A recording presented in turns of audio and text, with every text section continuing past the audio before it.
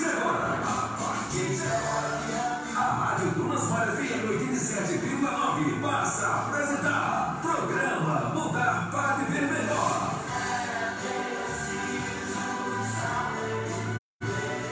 Na apresentação, Sérgio Ramos. Um programa com informações sobre filosofia, cultura, leis universais, mentalidade, música, livros, enfim, conhecimentos que permitirão você a refletir sobre a vida e melhorar a qualidade das suas decisões. Programa Mudar para Viver Melhor. A partir de agora, no seu rádio.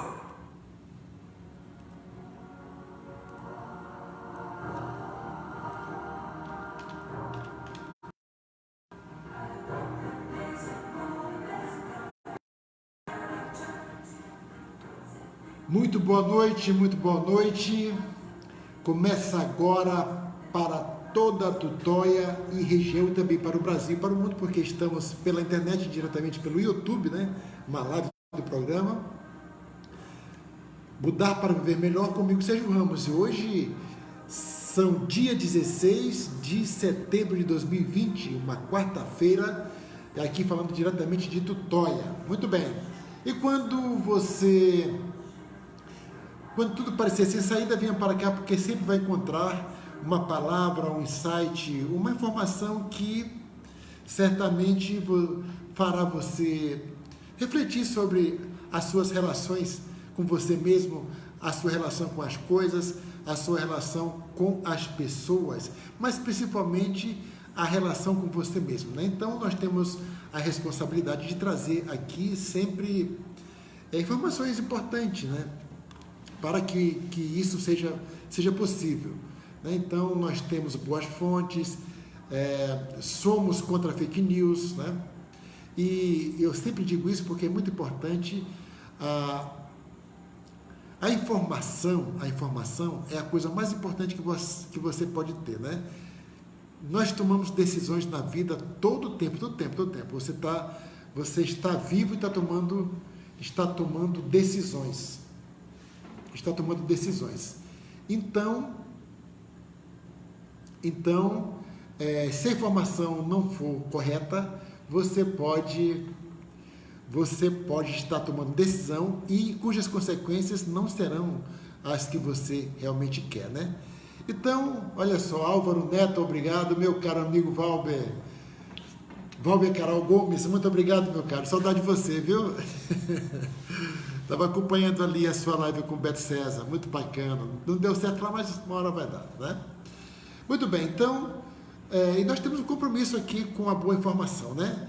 E quando nós nos colocamos de um lado, evidentemente que o outro, nós somos contra o outro. Como no caso, se nós somos a favor da boa informação, automaticamente somos contra a fake news, tá? Somos contra a fake news. Então, nós estamos em campanha aberta, né, contra fake news, contra a má informação, porque quando você compartilha uma informação que você não tem certeza, ainda, principalmente quando fala de pessoas, né, quando denuncia alguma coisa assim de pessoas, então é melhor então informações erradas sobre a Covid, né? Porque a Covid não terminou ainda, né?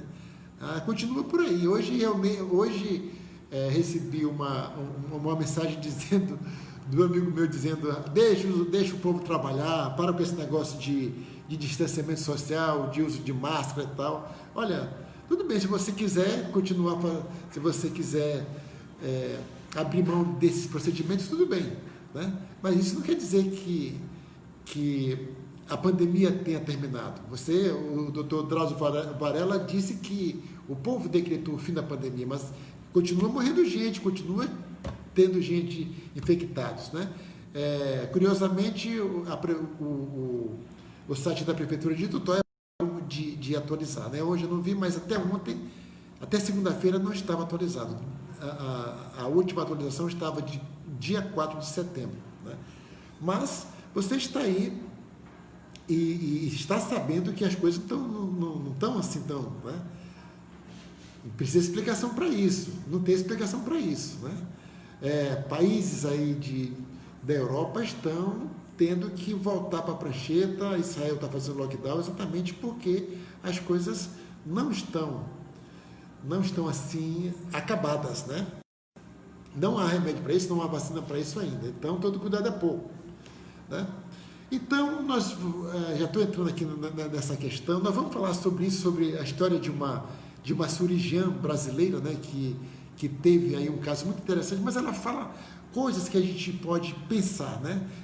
Vou aproveitar a entrevista dela para a gente fazer algumas reflexões aqui da nossa vida, né? Da nossa vida.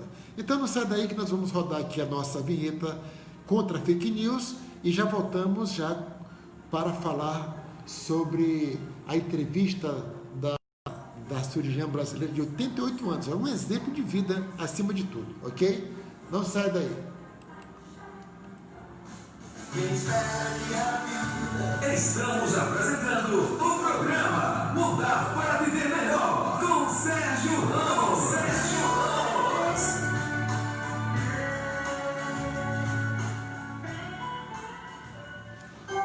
Campanha contra fake news. A internet não é a sua rede social, Facebook, WhatsApp, etc. É muito maior que isso. Antes de compartilhar uma informação que você recebeu, verifique se é verdadeira. Pesquisando na internet, não compartilhe informações falsas. A vítima pode ser você. Se liga, uma campanha do programa Mudar para Viver Melhor. Adote essa mentalidade. Estamos de volta com o programa Mudar para Viver Melhor. Mudar para Viver Melhor. A apresentação, Sérgio Ramos.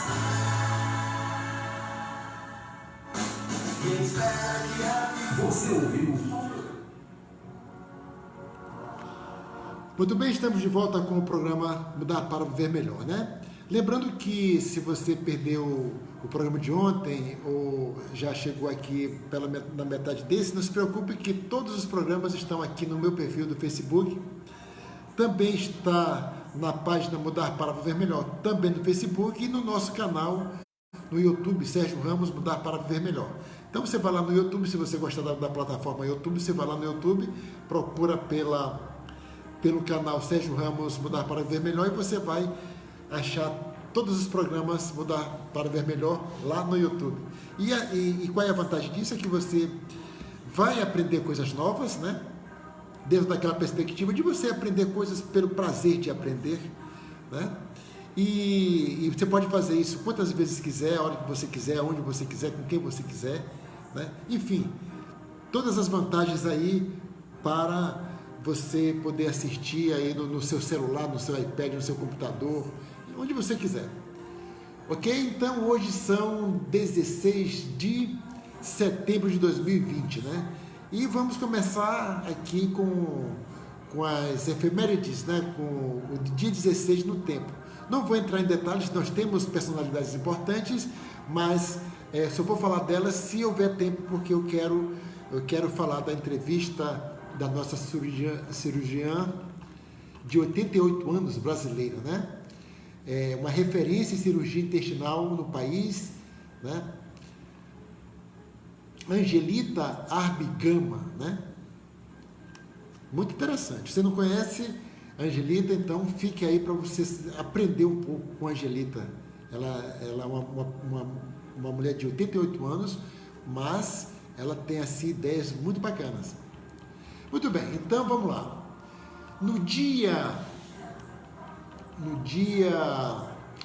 Hoje, dia 16, para os católicos, é dia de São Cornélio, dia de São Cipriano, Dia Internacional para a Preservação da Camada de Ozônio, né?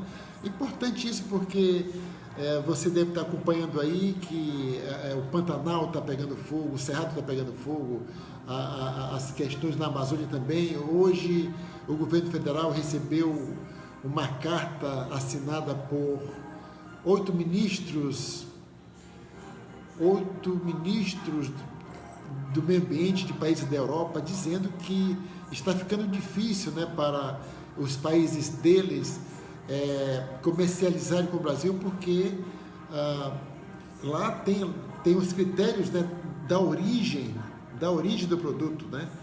Então, o Brasil é signatário de acordos de preservação ambiental, né? E nós estamos vendo aí que o governo não é lá, né, nega tudo, né? Nega tudo. Ele nega a necessidade de preservar a floresta, né? E está sendo pressionado pela comunidade internacional. E hoje é o dia para a preservação da camada de ozônio, exatamente que está ameaçada pelas queimadas, né? Pelo CO2. Muito bem. Hoje também 16 de setembro marca, né? De 1908 é fundada a GM, a General Motors, que já foi a maior empresa de carros, né? É uma história fantástica, a história da General Motors. Se você se interessar pelas empresas, né, tá aí uma boa empresa para você pesquisar. Né? Também hoje marca a data na qual o inventor brasileiro Santos Dumont bate o recorde de decolagem mais curta com a sua Demoiselle, né, que é aquele um avião. Se der tempo, nós vamos falar mais sobre esse grande brasileiro aí que contribuiu com a humanidade, com a civilização, com o desenvolvimento, né? Afinal de contas, o que seria da sociedade sem os aviões, né? Também no dia 16 de setembro de 1947, Oswaldo Aranha é eleito presidente da Assembleia Geral da ONU, né? Então, nós já tivemos um brasileiro que foi presidente da Assembleia Geral da ONU, né? Também hoje, 16 de setembro de 1949, Chuck Jones cria para os estúdios Warner Bros. O desenho animado Papaléguas, né? Se você aí assim, da minha idade, com certeza o Papaléguas continua por aí, né? Aquele desenho animado de um pássaro que corre demais e tem um outro que quer pegar um outro personagem e fica lá aquela guerrinha lá, muito bacana. Então hoje marca o lançamento, né, do Papaléguas, que a criançada aí gosta muito de desenho animado, né? Também em 1984 é realizado o primeiro transplante de coração animal de um babuíno para um ser humano. Olha só. Então, em 1984 é dado esse grande passo aí para a medicina com relação a transplante de coração, que hoje é tão comum, né, que ninguém não é mais nem notícias quando alguém é transplantado. Mas teve um dia que teve o primeiro, que exatamente no dia 16 de setembro de 1984. Também nesse dia marca a abertura dos Jogos Olímpicos de Seul, na Coreia do Sul, de 1988. E também em 2015 é lançado o sistema iOS 9, né? Que o iOS é o sistema operacional desenvolvido pela Apple que pode ser encontrado nos produtos da Apple, no iPhone, no iPad, no iPod Touch de empresas e tal, visto que os notebooks da empresa utilizam o macOS e os relógios inteligentes watchOS, né? Então tá aí, a gente fala nisso porque esse tipo de invenção, né, do lançamento desse tipo de sistema é que faz dar um upgrade aí, a tecnologia avança e as possibilidades de comunicação para a sociedade também avança. Se o Bill Gates não tivesse inventado o sistema operacional DOS, né, nós não teríamos computador em casa. Então a gente fala isso aqui porque são invenções que realmente mudaram aí a forma de comunicar e evidentemente, quando melhora a forma de comunicação, também melhora, aliás, altera as relações pessoais, né? Nascimentos. Hoje é aniversário do grande cantor e compositor gaúcho Lupicínio Rodrigues, né? Você que gosta de samba, aquele samba, canção ali, tem aí pérolas do Lupicínio Rodrigues, nasceu em 1914. Também em 1925, hoje, aliás, dia 16 de setembro de 1925, nasce o grande cantor e guitarrista norte-americano, um dos expoentes do blues, né? Você que gosta de blues, o B.B. King, que é uma das referências, nasceu exatamente no dia 16 de setembro de 1925 e morreu em 2015, né? Também o nascimento do David Copperfield, o mágico ilusionista norte-americano, muito famoso ali, aparecendo no Fantástico uma época dessa, mas ele continua fazendo, né, escreveu livros. Interessante conhecer a vida do David Copperfield.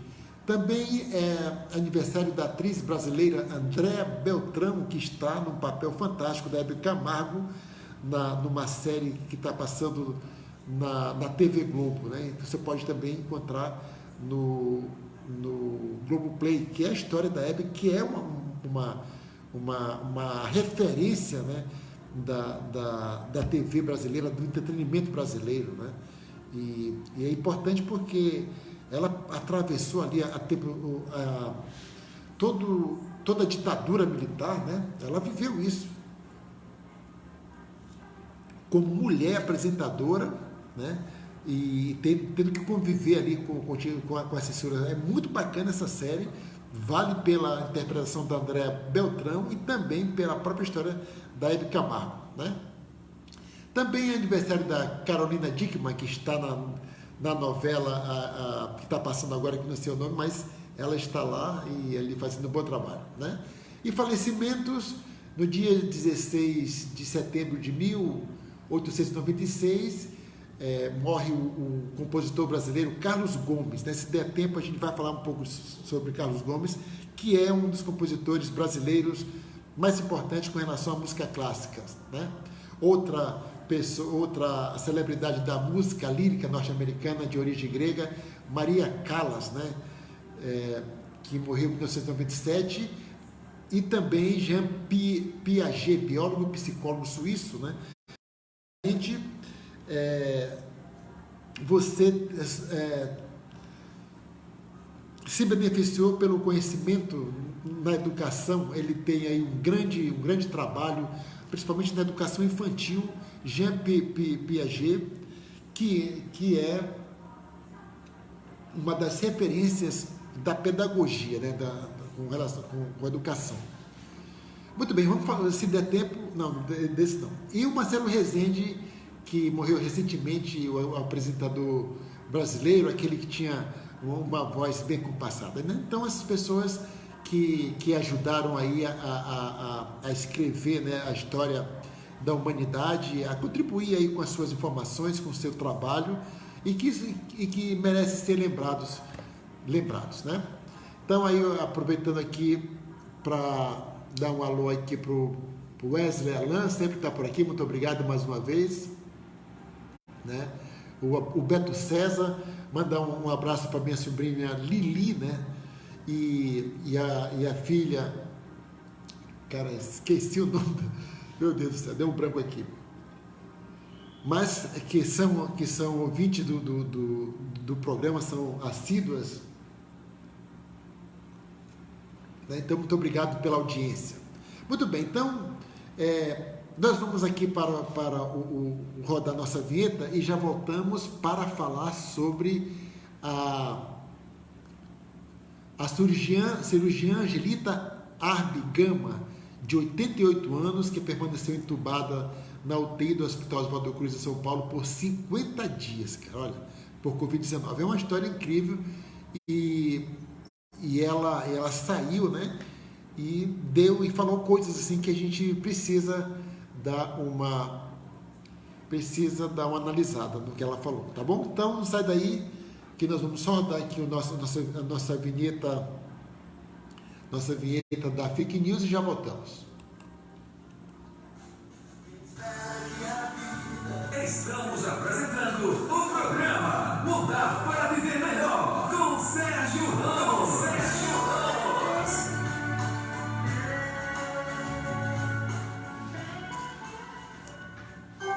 Campanha contra fake news. A internet não é a sua rede social, Facebook, WhatsApp, etc. é muito maior que isso. Antes de compartilhar uma informação que você recebeu, verifique se é verdadeira. Pesquisando na internet, não compartilhe informações falsas. A vítima pode ser você. Se liga, uma campanha do programa Mudar para Viver Melhor. Adote essa mentalidade. Estamos de volta com o programa Mudar para Viver Melhor. Mudar para Viver Melhor. A apresentação, Sérgio Ramos.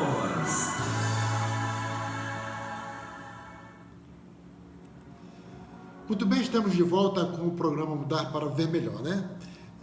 Esqueci o nome da minha sobrinha, mas é a minha querida sobrinha Lívia, né? Também a minha sobrinha Lili, muito obrigado pela audiência. Muito bem, então vamos falar sobre esta referência em cirurgia intestinal no país, a médica de 80 anos, né? Angelita Arbigama, 88 anos na verdade, né? E por que eu estou falando dessa cirurgiã? Porque eu achei muito interessante essa entrevista que saiu na Veja, né? Então, olha só, aos 88 anos, né, a cirurgiã Angelita Arbigama permaneceu entubada na UTI do Hospital Oswaldo Cruz, em São Paulo, por 50 dias para tratar de uma infecção gravíssima causada pelo SARS-CoV-2. Então, ela foi contaminada, ela adquiriu Covid e foi tratada dessa forma, né? Então, aí, poucas semanas depois da alta, ela já havia retornado às longas jornadas no consultório e às operações de alta complexidade no trato intestinal, sua especialidade. Formada pela Faculdade de Medicina da Universidade de São Paulo na década de 60, ela chegou à capital paulista aos 7 anos com a família vinda da Ilha do Marajó. Isso aqui é bacana, ela saiu lá da Ilha do Marajó, daí se tornou essa referência. Você vai conhecer essa mulher, é muito interessante. Por ser mulher em um tempo em que o preconceito circulava sem recato, hoje circula, mas com certo recato, né? Ela enfrentou inúmeras resistências para seguir a carreira, tanto em casa quanto com professores e colegas, né? A história da Hebe, com relação ao preconceito, principalmente por ela ser artista, é muito maior, né? João Vitor Pires, muito obrigado pela... Muito bem. Então, por ser mulher e em um tempo em que o preconceito circulava sem recato, ela enfrentou inúmeras resistências para seguir a carreira, tanto em casa quanto com professores e colegas. A dedicação e a paixão pela profissão a transformaram na primeira professora titular de cirurgia da instituição e na maior referência em sua área no país. Otimista e objetiva, Angelita diz que a Covid lhe fez ainda mais forte e mais alegre. Abre aspas para a Angelita: trabalho é a minha condição de vida. Conheço mais a anatomia de uma barriga do que minhas próprias gavetas, né? Brinca. Ela falou a Veja pessoalmente no seu amplo apartamento de São Paulo, tal, muito bacana. Então, nós estamos falando de uma mulher de 88 anos, né, que foi uma exceção, porque ela estava mais do que no grupo de risco, né? E conseguiu se salvar, né? Mas é muito bacana essa vontade de viver. Desculpe que a garganta hoje não está legal. Então vamos lá. A primeira pergunta que foi feita para a doutora Angelita foi a seguinte: a senhora tem ideia de como se infectou? Ela responde: acredito que tenha sido em Jerusalém durante um congresso médico internacional. O evento foi grande, com 2.000 pessoas, repletos de profissionais chineses e coreanos. Estávamos nos últimos dias de fevereiro e ainda não se sabia da dimensão do vírus. Pouquíssimos usavam máscaras. Por volta de 10 de março, já no Brasil, comecei a sentir dor no corpo, tosse e febrícula. A tosse piorou e desconfiei. Em 18 de março, estava internada. Quando vi a tomografia com o estado dos meus pulmões, logo intuí, tenho de ser entubada. E foi assim. O marido dela, Joaquim Gama, também cirurgião, e estava comigo com ela no congresso, testou positivo igualmente, mas ele nunca teve nenhum sintoma da doença, né? E também é um idoso. Como médica, a senhora tinha plena consciência da gravidade da situação. Teve medo de morrer? Antes de dormir com os medicamentos da intubação, cheguei a ouvir frases no quarto. Não sei se a doutora é essa. Achei sim que poderia morrer. Nesse momento impressionante, a vida toda passa pela mente em segundos, né? Tem esse negócio mesmo. Quando a gente está em perigo, começa a lembrar da vida. Lembrei de muita coisa e me dei conta de que havia chegado a uma idade boa e tinha vivido bastante, com muita produção e prazer, né? Morrer seria natural. Então, ela estava muito satisfeita, já com 88 anos, se tivesse que morrer, ok. Mas acho a vida muito gostosa. Quando eu acordei, quase 2 meses depois, e vi todos à minha volta, senti imensa alegria sair dessa, né? Olha só, ela contraiu a Covid, essa intubação dela fez com que ela ficasse tipo em coma, ela ficou desacordada por quase 2 meses, 50 dias, né? Então, ela não viu nada, né? O tratamento foi todo feito com ela desacordada, né? Que é uma coisa assim impressionante, né? E ela acordou 2 meses depois e, claro, se sentiu, né? Não entendia, não. Para quem prestes a iniciar o tratamento ouviu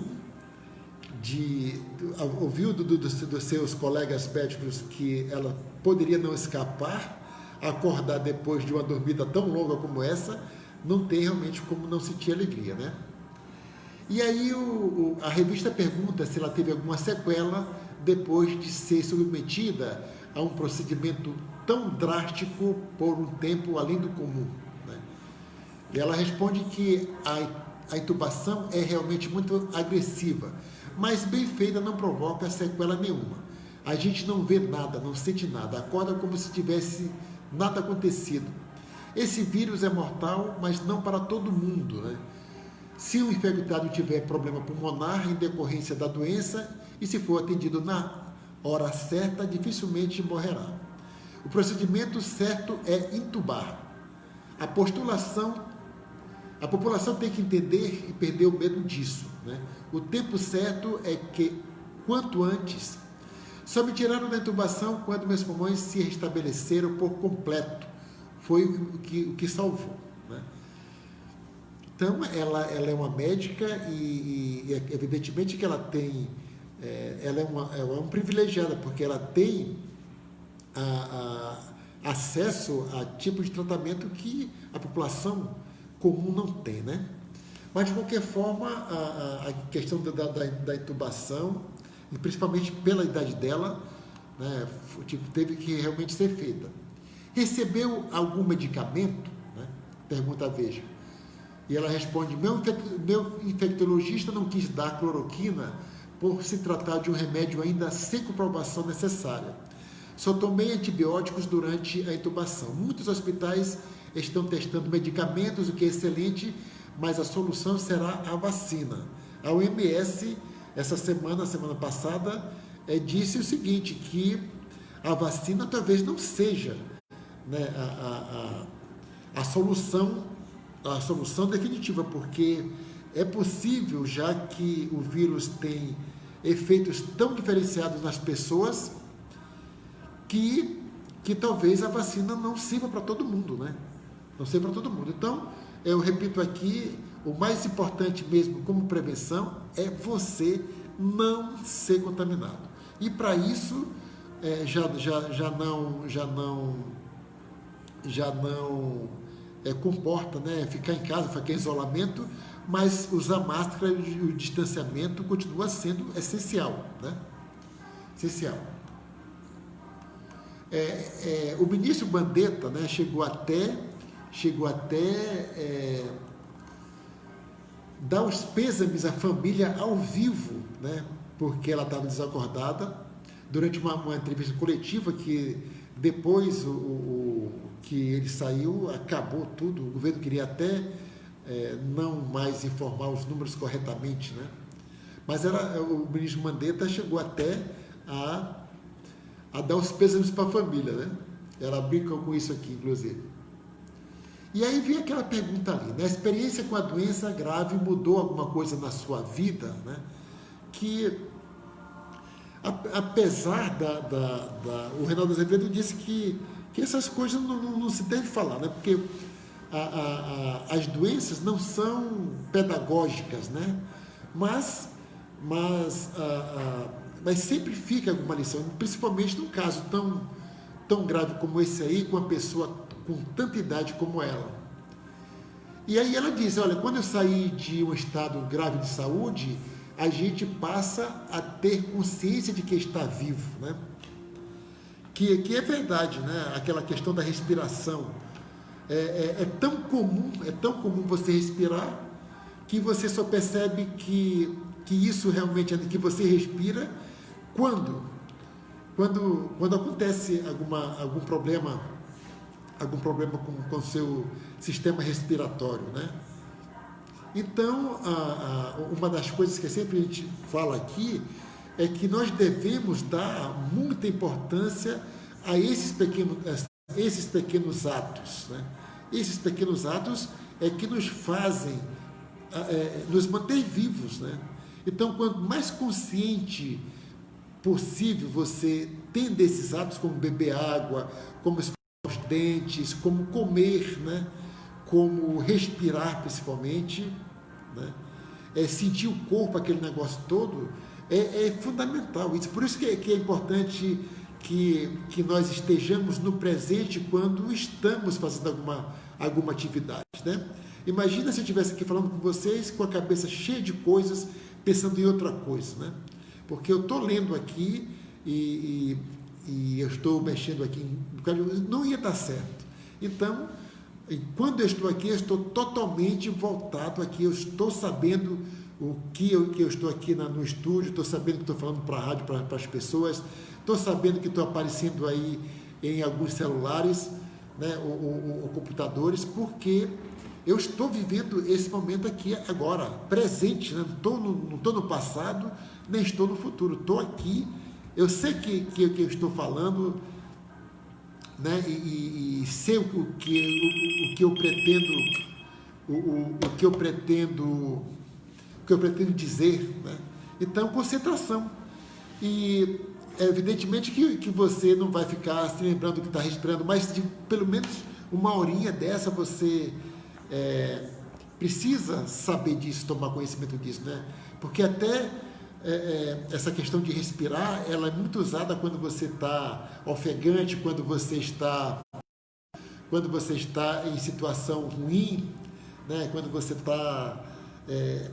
recebeu ali uma notícia que você começa a ficar com o pensamento acelerado, a melhor coisa que você tem que fazer é respirar, né? Respirar profundamente e sentir o ar ali passando pelo seu corpo. Isso tudo ajuda, né? a manter ali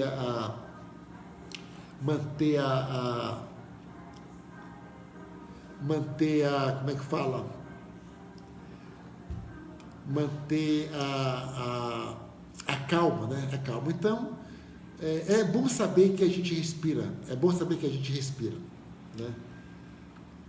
É bom saber que nós bebemos águas, é bom saber que nós andamos, é bom saber que nós temos movimento com as mãos. Tudo isso, nós temos que tomar conhecimento disso. E como ela diz aqui, que quando você passa por um problema tão grave quanto o dela, né, que passou aí 51 dias dormindo praticamente, né? E quando você sai de uma dessa, você percebe você percebe que está vivo, né? Então você passa realmente a dar mais valor para a sua vida quando você sente que escapou. Até tem uns casos que tem pessoas que têm 2 ou 3 aniversários porque escaparam de coisas assim e aí fala assim, nasci de novo, aquele negócio de nascer de novo. Então, pessoas que passam por esse processo, elas têm realmente uma visão diferente da vida. Agora, se você não passou por isso, né, você não precisa também esperar passar para dar valor à vida. Você pode criar valor independente de passar por experiências, né? Por experiências. Rita Rabelo, muito obrigado aí pela companhia. Então, ela diz, evidentemente, que não deseja a ninguém uma experiência drástica dessa, mas todo mundo deveria passar por uma situação de risco para valorizar um pouco a vida sem riscos, né? Então, ela aconselha aqui, olha, não deseja que todo mundo passe por isso, mas que nós deveríamos passar. E eu estou dizendo exatamente o contrário, né? Que nós não precisamos, você não precisa esperar que aconteça alguma coisa drástica como essa para você valorizar a sua própria vida, né? Não podemos esperar com relação a isso, né? Nós podemos tomar conhecimento dessas coisas sem passar por processos drásticos. E ela diz ainda que a expectativa dela, a expectativa de vida, sob o ponto estatístico, não é mais longa. Ela tem consciência que já chegou aos 88 anos e qualquer hora, né? Voltei ao meu cotidiano extremamente ativa. Acho incrível, né? Com 88 anos, ela faz 2 cirurgias semanais e não faz mais porque os pacientes sumiram em função da pandemia. Então, agora imagina aí uma mulher de 88 anos que continua sendo uma referência, né, em cirurgia intestinal e com essa vontade de trabalhar, né, apesar de acabar de passar por um processo drástico como foi a intubação dela, mas o que me chamou a atenção foi exatamente isso, né, essa lição de vida, essa vontade de trabalhar, essa vontade de continuar contribuindo para a saúde dos outros, né? E isso por si só, para mim, é realmente um exemplo muito bacana, né? Ela disse que, inclusive, que ela tem o trabalho como condição de vida, né? Que conhece a anatomia de uma barriga mais do que as próprias gavetas, gosta de pizza, gosta de chopinho, gosta de camarão, vinho, empadinha, come tudo, né? Não tem facilidade para engordar, que é uma vantagem dela. Gosta de cinema, não está indo porque os cinemas não estão fechados, né? Isso realmente, eu fico assim, cara, é muito legal ver que tem pessoas assim, né? E ela também deu a sua opinião com relação às decisões das autoridades brasileiras com relação à quarentena, né? Nós não estamos mais em quarentena, né? Nunca tivemos, na verdade. Tivemos ali uma quarentena, mas lockdown mesmo não tivemos. Assim como na Espanha, na França, na Itália, em Israel, que está de novo em lockdown, e em outras cidades, por mais de 15 dias, né? Então ela diz o seguinte: mesmo com o isolamento obrigatório, os ficaram lotados no Brasil. Ou seja, o brasileiro não levou muita fé nesse negócio. As pessoas têm que ter mais consciência, procurar horários alternativos para fazer suas atividades fora de casa, usar máscaras, sempre manter o distanciamento social. Atribuir a responsabilidade do isolamento apenas ao Estado é muito delicado. É difícil manter a quarentena por muito tempo. Se demorar mais para flexibilizar, né, tem a questão da economia, né, que ela acha também que existe. E é claro que realmente existe. O problema é que colocar a economia para funcionar com gente morrendo não é uma boa ideia, né? Não é uma boa ideia. O povo precisa sair de casa para trabalhar, ok.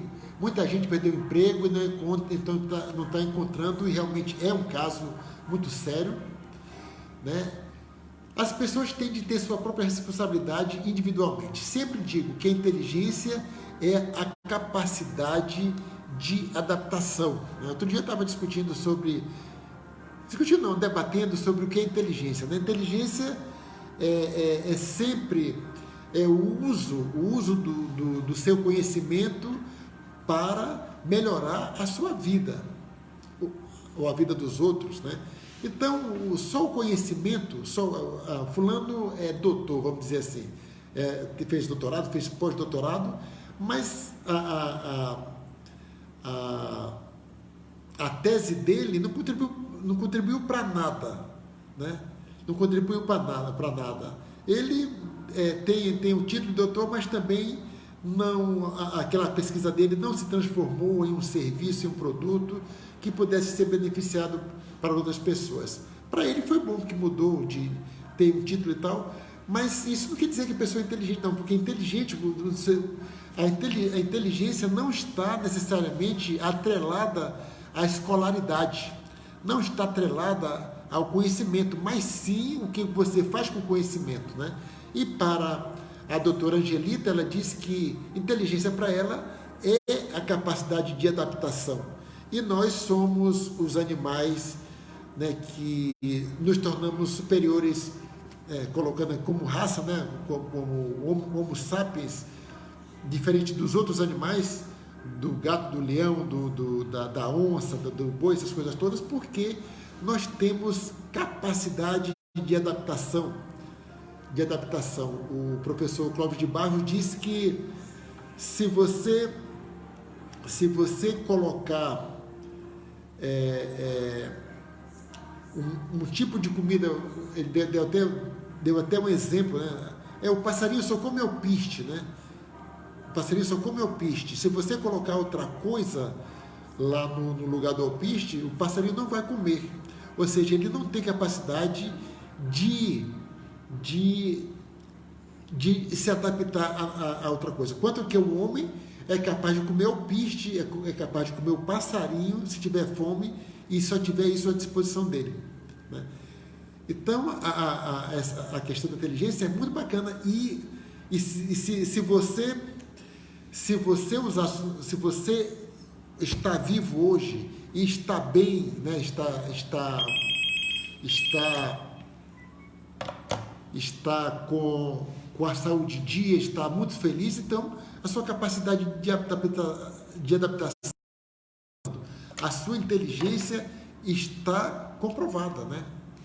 Então, a inteligência é isso. Se você é capaz de pegar uma informação e transformar essa informação em alguma coisa que melhore a sua vida, que melhore a vida do outro, você é uma pessoa inteligente, que não tem necessariamente a ver com escolaridade, ok? E ela continua, em qualquer situação, né? A falha talvez tenha sido do presidente da República ao demorar para tomar medidas. Ele achava que se tratava de uma gripezinha. Um governante não pode colocar em atos o que sente, né? Isso é muito bacana, porque o presidente da República ele tem um dever com outras pessoas, e onde as suas impressões pessoais não ajudam, pelo contrário, atrapalham, como está atrapalhando.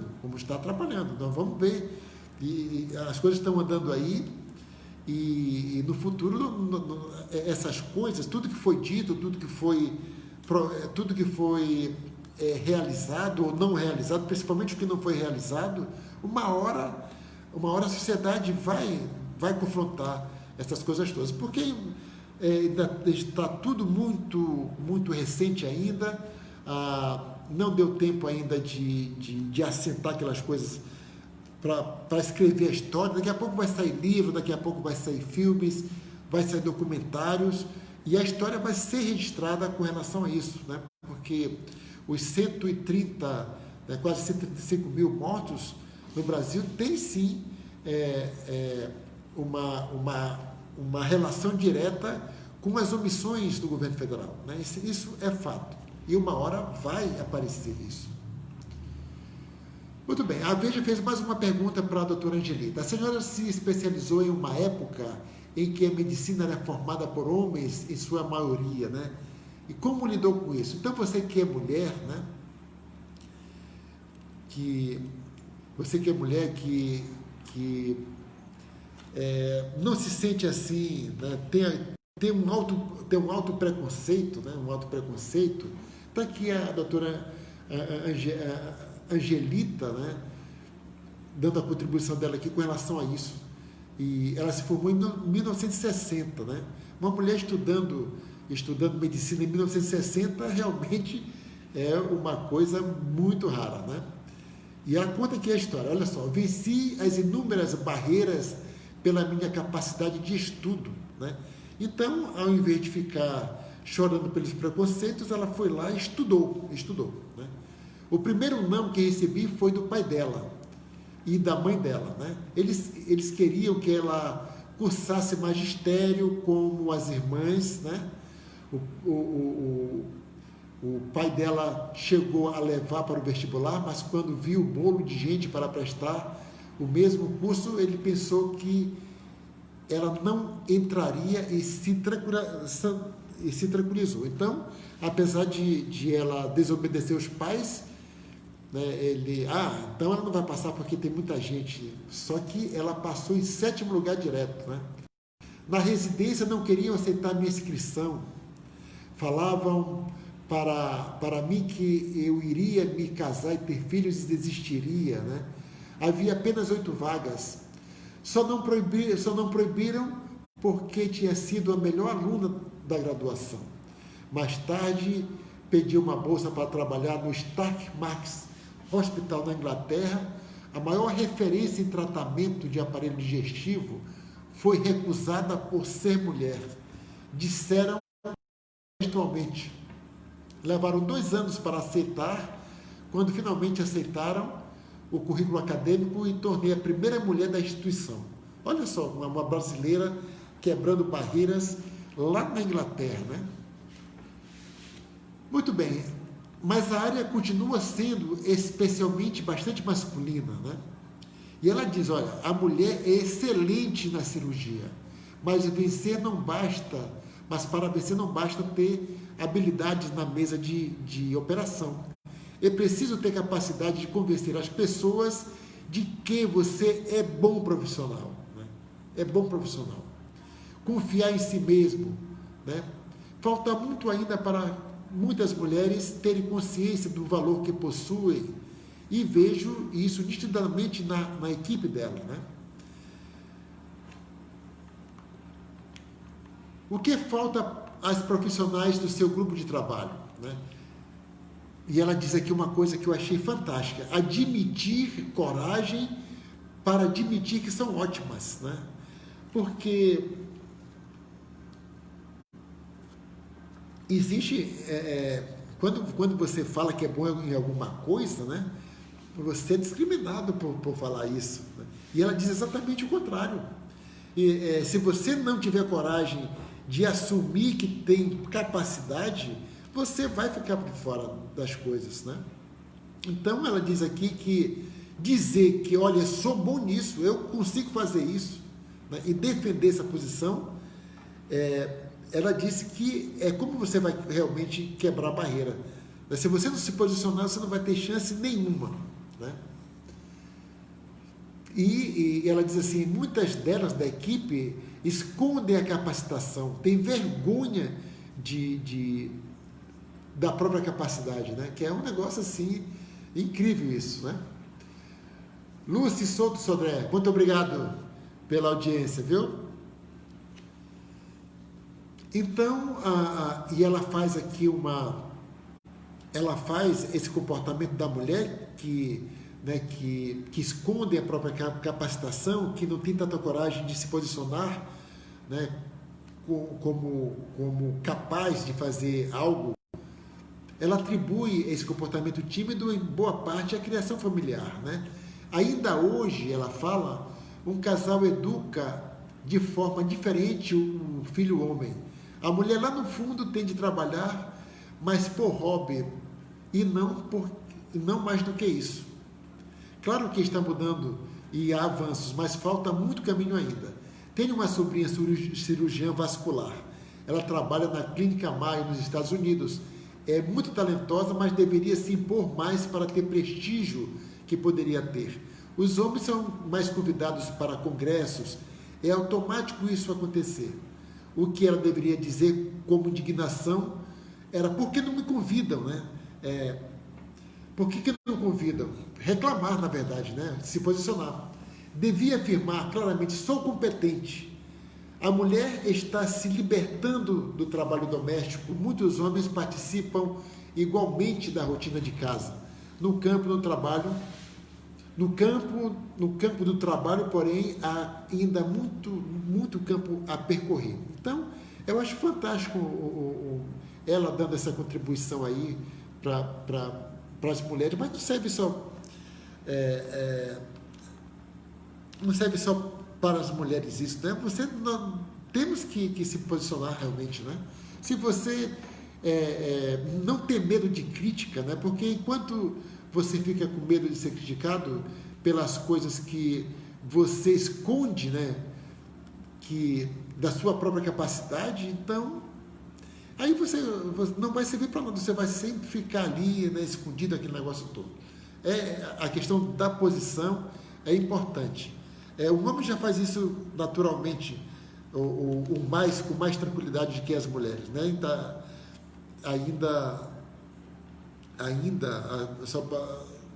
uma prova disso que aí tem lei que obriga os partidos políticos a colocar a mulher no número de candidatos, né? No número de candidatos. Então, quer dizer que as coisas não continuam ainda faltando muito a ser feito para que as coisas se normalizem, né? E ela tem uma coisa que é importante, né? A Veja pergunta: sofreu preconceito também por não ter tido filhos, por não ser mãe? E ela responde: a cobrança foi grande, e acredito que muitas mulheres ainda sofram isso. Ela se casou com a opção de não ter filhos. Podia ter casado antes, teve namorados, tal, aquele negócio todo, mas quis um homem que não fizesse questão de ter filhos, né? E ela fala isso aqui, né, com relação aos relacionamentos, né? Ela tinha um critério, né? Ela não queria ter filhos, então, para que o casamento fosse uma relação saudável, que não houvesse cobrança com relação a isso, ela procurou um homem que não quisesse ter filhos, né? E aí esse problema não existiu durante o casamento. Mas isso é uma coisa que a gente deve pensar, que outras coisas têm que ser referenciadas com relação quando você vai estabelecer um relacionamento de sociedade, de amizade e também de casamento, né? Então, você tem ali um padrão, você estabelece assim que tipo de relacionamento você quer estabelecer com alguém e vai procurar a pessoa adequada para isso, né? A pessoa que vai somar com você e não criar problemas, né? Eu acho fantástico esse tipo de pensamento, né? Porque nós devemos procurar nos relacionar com as pessoas que ajudem a desenvolver num certo segmento, né? Em um certo aspecto, um certo aspecto. Então, quanto mais critério você tiver, melhor, né? Então, isso era uma coisa que eu queria passar também, era com relação a essa questão aí. E, evidentemente, que já estão com 54 anos de casado, muito felizes, né? E o que eles fazem? Conversam, debatem, viajam, né? Cuidam dos sobrinhos, né? Gostam de ler e ela gosta de operar. E a vida segue, né? E a vida segue.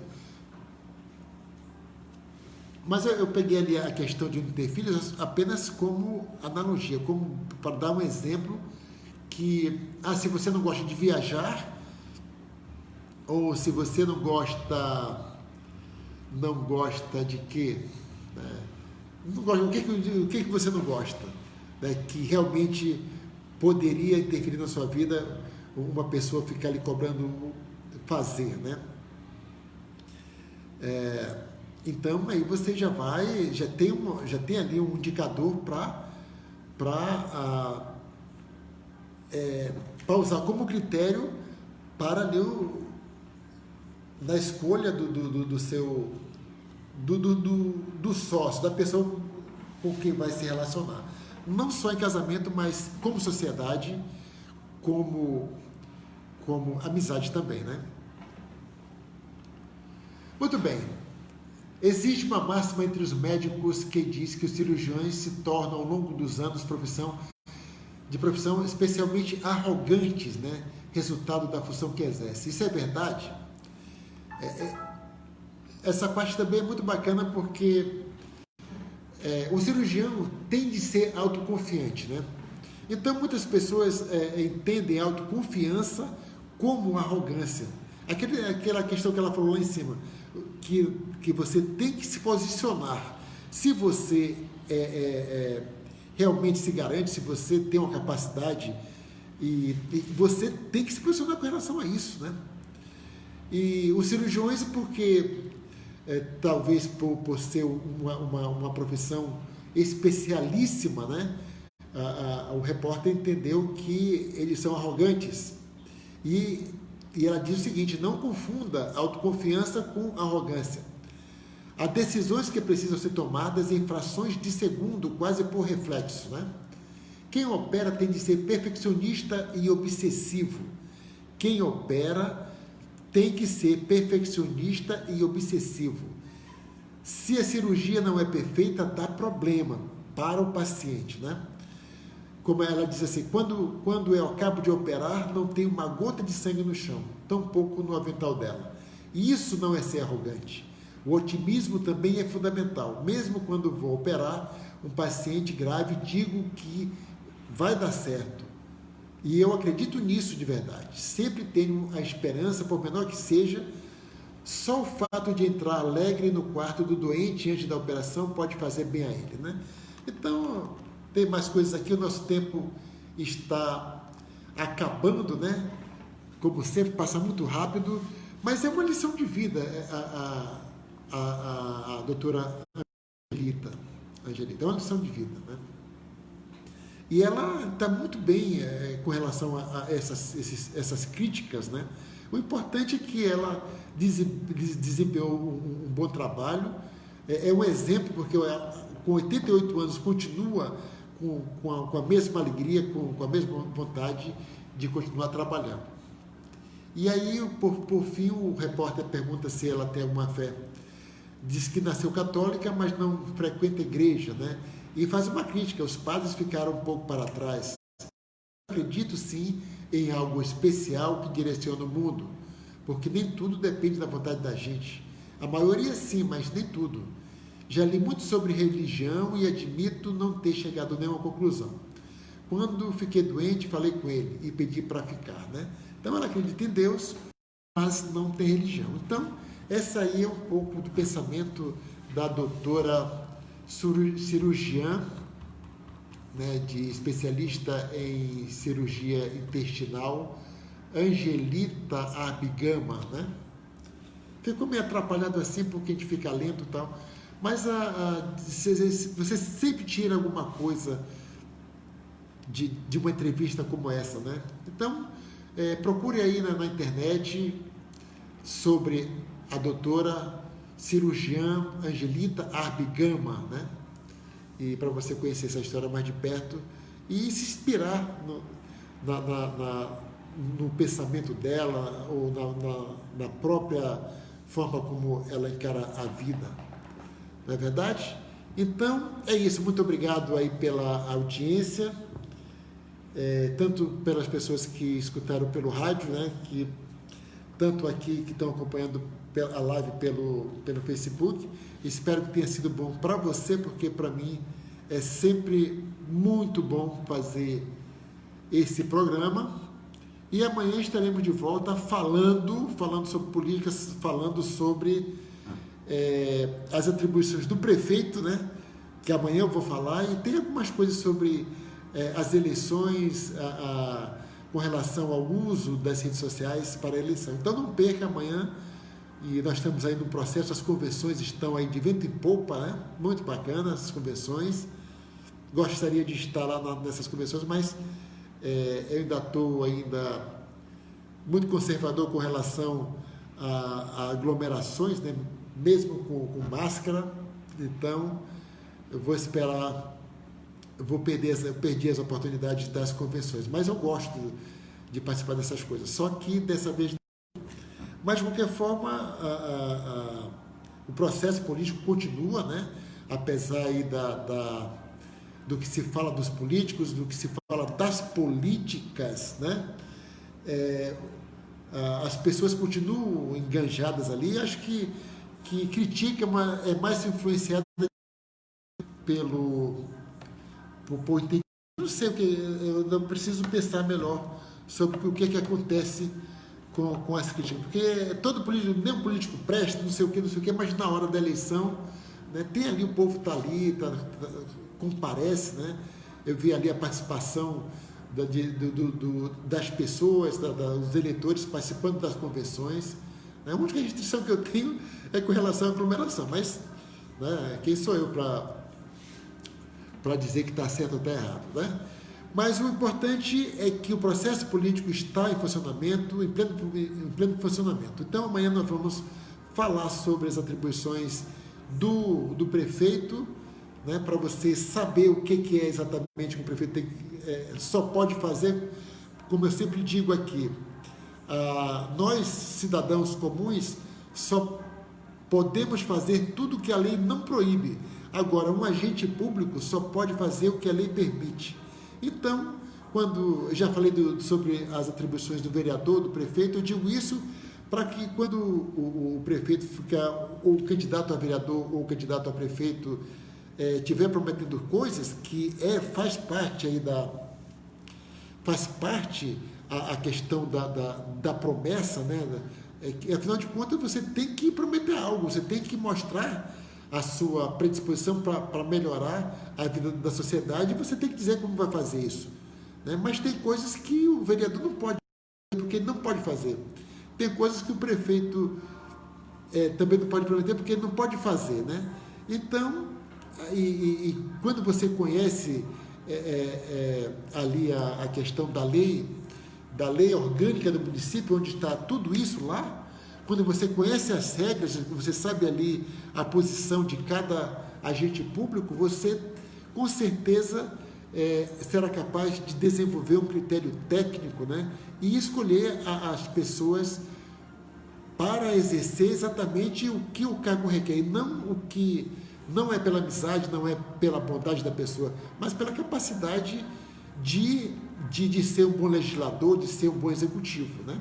Porque são funções complexas, né? Então é isso. Então não perca amanhã. E então assim termino aqui o programa. Muito obrigado pela audiência, como já disse, e até amanhã, se Deus quiser. Você ouviu o programa Mudar para Viver Melhor com Sérgio Ramos pela Dunas 87,9 FM.